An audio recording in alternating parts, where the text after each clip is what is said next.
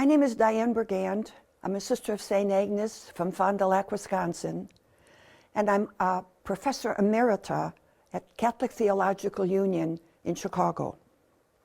I'd like to share with you today some reflections that are grounded in the Pope Francis's document Misericordia Vultus. The document is entitled The Face of Mercy. And the document begins, Jesus is the face of the mercy of God. While the Holy Father speaks about mercy very generally, and also in very particular ways, both in terms of society, in terms of personal reflection, there's much that he says that is grounded in particular biblical texts. And the very first text that he uses at the very beginning of the document is a passage from Exodus. The context of that story is very interesting, and it's important to understand the context to see the forcefulness of the passage that he speaks of. Many people know this story. Moses is up on Mount Sinai, conversing with God and receiving the commandments. And down at the bottom of the mountain, the people who have just been led out of bondage in Egypt, led by Moses, but led under the power of God, the people become restless and become tired of waiting, which sounds strange. But it's not strange if we remember that the stories in the Old Testament and the Bible as well, throughout the Bible, New Testament as well, but I want to look right now at the stories of the Old Testament. The historical data that we find there is really a kind of context. It's not intended to describe history, it's to describe a very important religious point that somehow or other happened in Israel, some religious insight that the people received from God. And so the details are not as important historically as the meaning of the story. So this is important to make a point that the people are restless and the people are tired of waiting. In a sense, who isn't tired of waiting for some things? And so what they do, they turn to Aaron, who is Moses' brother and who is in a certain sense second in charge.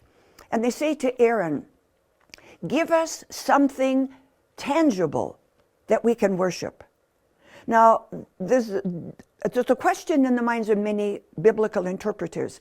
Are they asking for another God, an idol that gives meaning of another God, or are they asking something tangible that will make them, bring them into contact with the God of Israel? We're not sure. Some would say it's another God. Others would say it's kind of a physical representative of the God of Israel. Whatever the case, what they were doing was not acceptable, because when Moses came down from the mountain, he was furious. And God was furious as well. Now it's important to remember, this passage is in chapter 34 of the book of Exodus. And earlier in that story, again, the issue is not whether it is historically accurate chronologically. The point is that there is a religious story here, and details of the religious story build up to a climax. So earlier in the story of Exodus, we find that God entered into covenant with the people. And to enter into covenant is a very, very significant point. Covenant in the ancient world was a political and a social contract. And it was a contract that had very serious implications. Very simply, one can say the primary implication, and it also becomes technical language, is God says, I will be your God, and you will be my people. In a certain sense, that kind of language is technical, very much like the language, I will be your husband, you will be my wife. So there's some kind of a very intimate relationship there. But before people enter into a covenant, they know what the implications of this covenant are. They know what their responsibilities within covenant is. They also know that they can depend upon their covenant partner, and presumably the covenant partner or partners can depend upon them. Now, it's important to know this. Otherwise, you get the sense that God is an angry God. And the gods of the ancient world, not the God of Israel, but the gods of the ancient world were angry, it seems, for no reason. They were angry if weather was bad. What you have to do is read some of the myths of the ancient world, and the God appears to be quite capricious. That's not the God of Israel. Certainly the God of Israel in the story gets angry, but there's a reason. So what's the reason in this story? Well, the reason is they have only recently entered into covenant with God, and now what has happened? They may have asked for a representation, a physical representation. But when Moses comes down the mountain, the text says the people are worshiping this. So the representation now becomes an idol. So whether it is a representation of the God of Israel or the representation of another God, they are worshiping it, which means it becomes an idol. It is no longer related to Yahweh, the God of Israel. So they have broken the covenant, knowing what the implications are. So it's not simply that God is angry. God has been offended. The bond has been broken. And knowing what the implications are, they shouldn't be surprised if God is angry. They should be surprised that God has not struck them dead. Now, as we look, this is the background of this particular story. And it's important for us to understand the meaning of the words in this story. The passage that I would like to read is Exodus, the book of Exodus, chapter 34, beginning with verse 6. In fact, it is verse 6. Thus the Lord passed before him and cried out, "The Lord, the Lord." Now, in most Bibles today, there are two ways that we see the word Lord. Sometimes it is with a capital L and small case O-R-D. And that word then is our translation of the Hebrew word Adonai, which means Lord. But sometimes the entire word is in capital letters. It may be small caps O-R-D, but they're all in capital letters. And whenever we see that, that is the personal name of God, which is a holy name. You do not give your personal name to strangers. Not in this kind of a traditional society. So here we have God giving the personal name of God to these people who have just broken the covenant. That's important to remember. The Lord, a merciful and gracious God, slow to anger and rich in kindness and fidelity, continuing his graciousness for 1,000 generations, and forgiving wickedness and crime and sin. That's God's response to the people who have just broken the covenant, who have just turned away from God and worshiped an idol. It may be a golden calf, but calf is a symbol of the gods of the Canaanites. That's why many interpreters believe that this is not a representation of the God Yahweh, even though the people ask for something that they can hold on to, presumably the God of Yahweh. So that phrase, the Lord, but the word here, merciful. This word comes from the Hebrew word rachamim. And rachamim comes from the root rachem, which means womb. Womb. There are two words in Hebrew that we translate womb. One of them simply means body cavity. And sometimes in the text, it refers to a man, so it's simply a body cavity. This word is the other word for womb, and that means womb as we understand womb. Now, as I understand it, there is no more intimate relationship in a human experience than with the woman and the child in her womb. Are they one or are they two? In a sense, they're both. They are one because the child is very much a part of that woman, but also it is a separate part of her. But as the woman eats, the child is fed, the fetus is fed.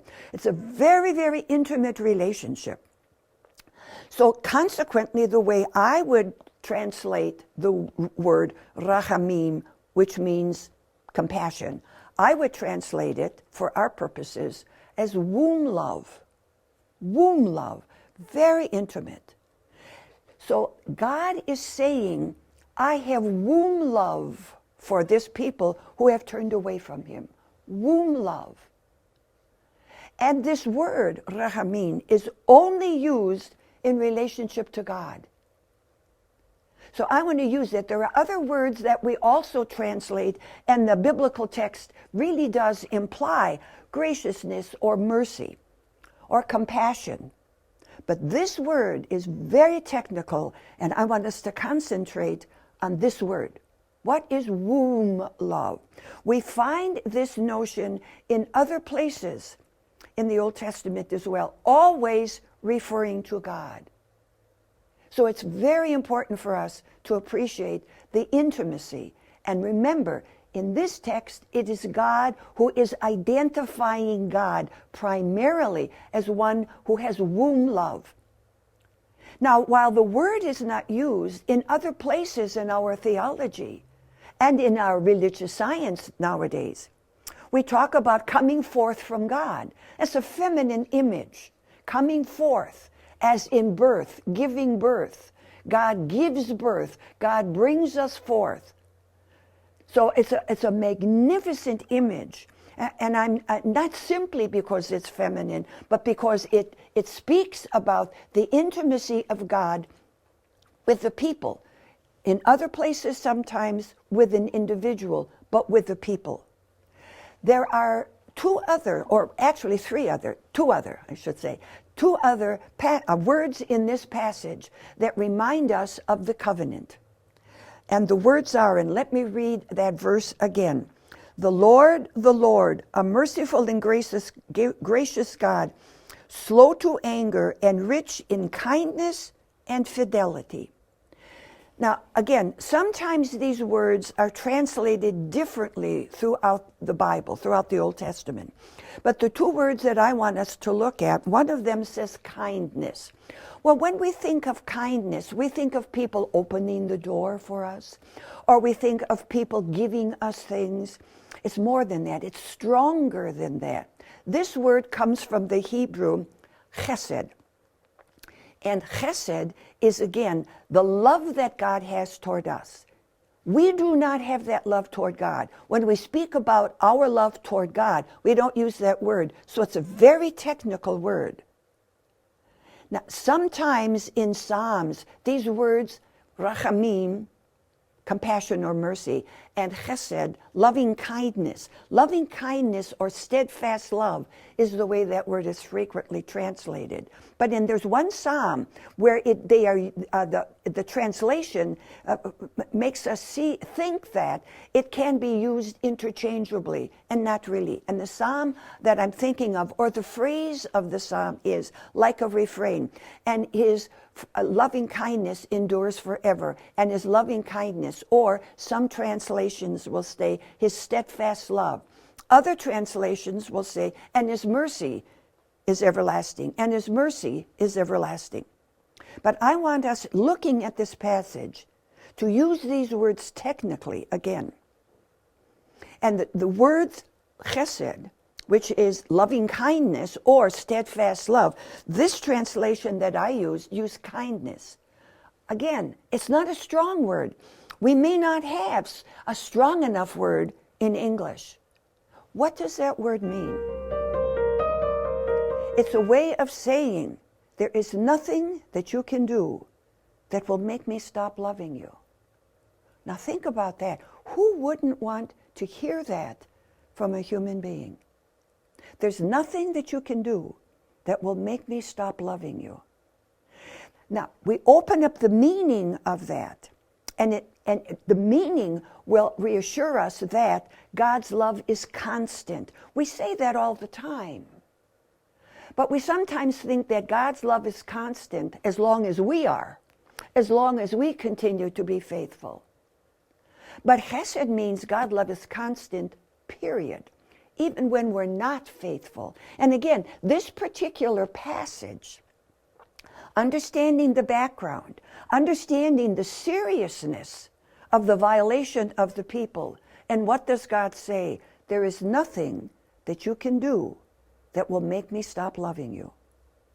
Now, don't understand rachamim, or mercy or compassion, with forgiveness.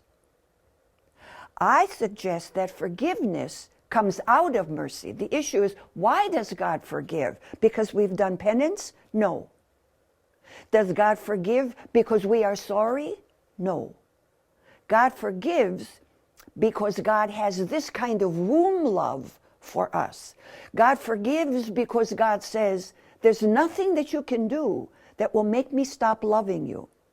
So here we have this forgiveness coming out of a sentiment, a religious sentiment that God has for us.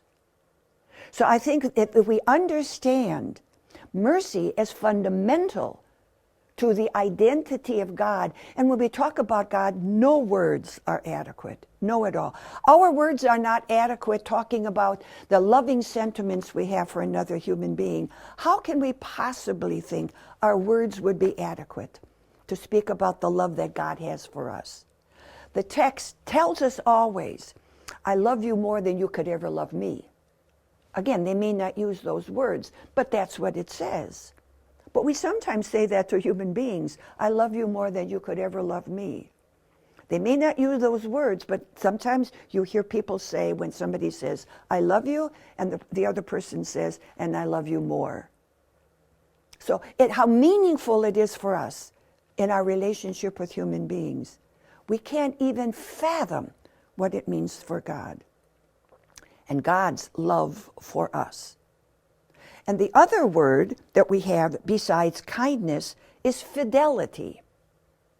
Again, our understanding of that in terms of human experience is very shallow when we compare it to God. God is faithful to us. These are technical covenant words, the three of them.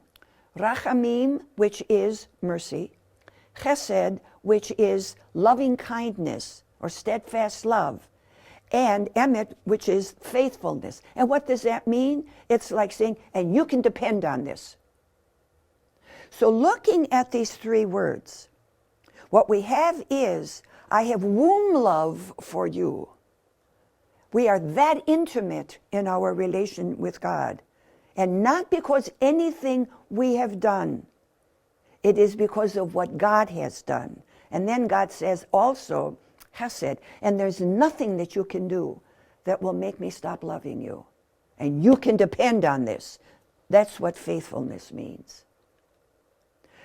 This is a remarkable passage, again, coming after the people have sinned. After the people have sinned. Rather than, because they have broken the covenant, rather than God striking them dead because they have broken the covenant.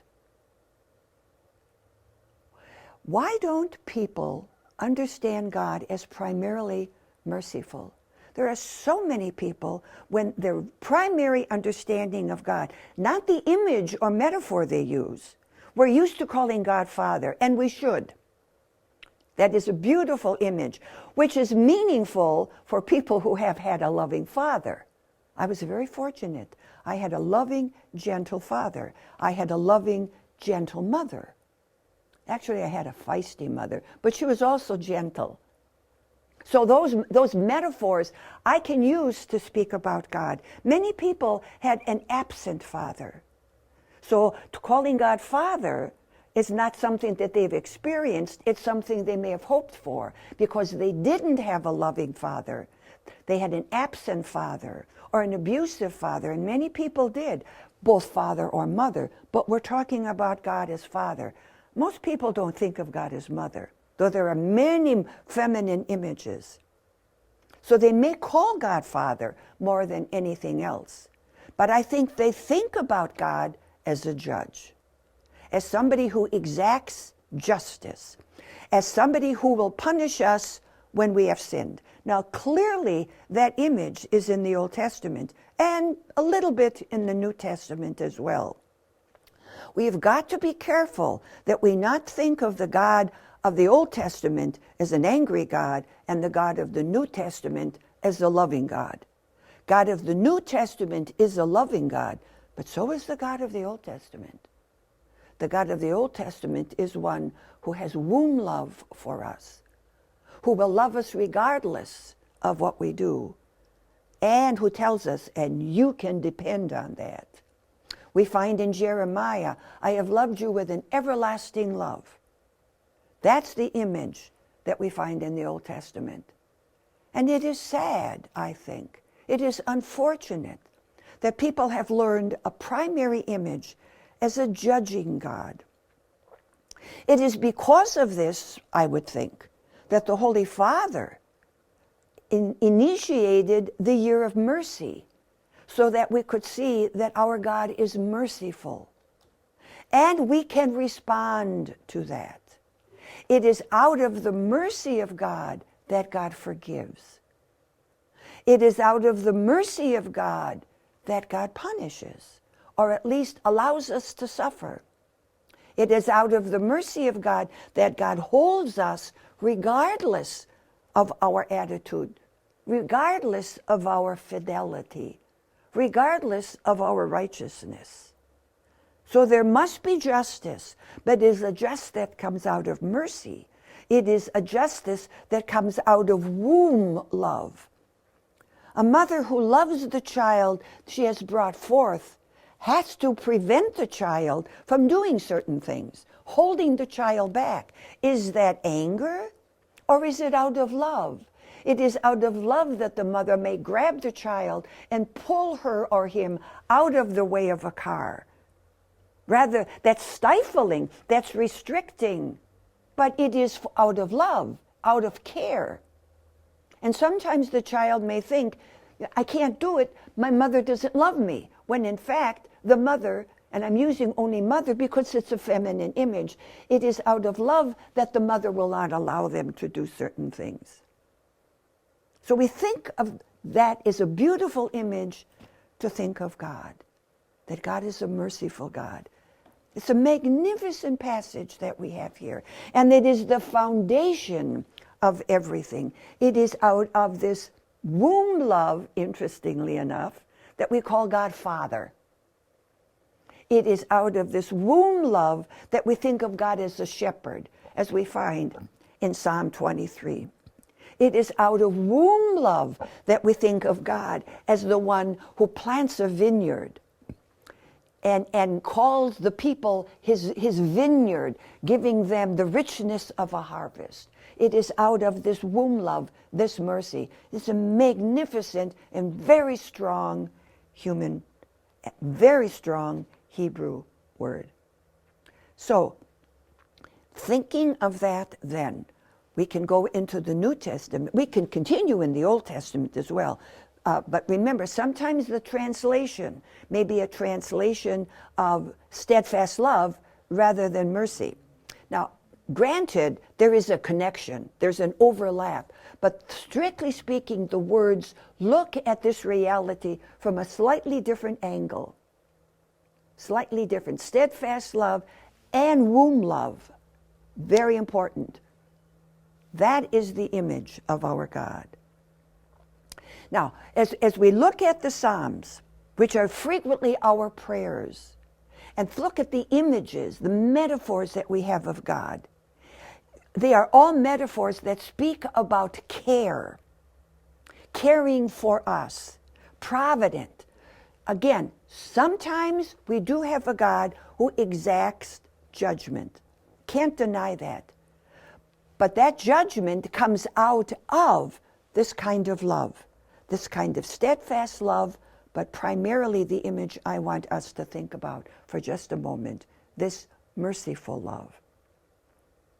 And what I want us to think about it, first of all, as where we come from. We are brought forth from God, not just forgiven, but first of all, brought forth from God. So we have the mystery of the love of God bringing us forth out of God's own self. It's a very interesting image that is used frequently today in eco-theology, thinking of ways of God bringing forth. You think of the Big Bang, which is a scientific understanding of the origin of the universe, but using the imagery, the metaphors that we find in the Bible, that the creation is a way of God sharing God's own self. Bringing forth is also a way of sharing God's own self. And I want to say that is the primary image of God. I said it over and over again, but I say it over again because so many people don't realize that. It's unfortunate that they see God, as I say, as a judge rather than as a merciful God. That is the foundation, I would suggest, of our understanding of God.